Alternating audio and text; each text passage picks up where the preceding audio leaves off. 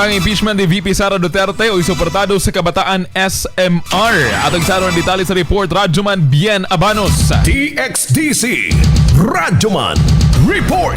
Dako pabor alang sa kabataan Southern Mindanao ang nahimong pagkonbin sa Senado alang sa impeachment ni Vice President Sara Duterte.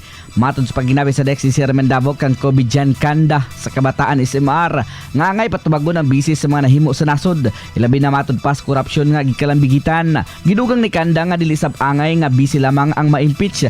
Diin gitingwa sab nila karon nga mapahawa sa pwesto sa Presidente Ferdinand Bongbong Marcos Jr. tungod sa korupsyon nga gikalambigitan ilabi na sa flood control projects.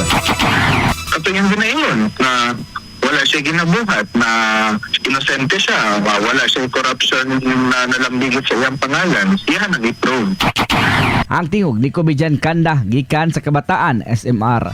May duduan nga Mayo 18, 2026 nagdesisyon ang Senado nga mag-convene isip impeachment court aron isgutan ang impeachment complaint batok kang VP Duterte. Kasama mo sa Baritag Serbisyo Publiko, Radyoman Bien Abanos. Tatak, Aramen.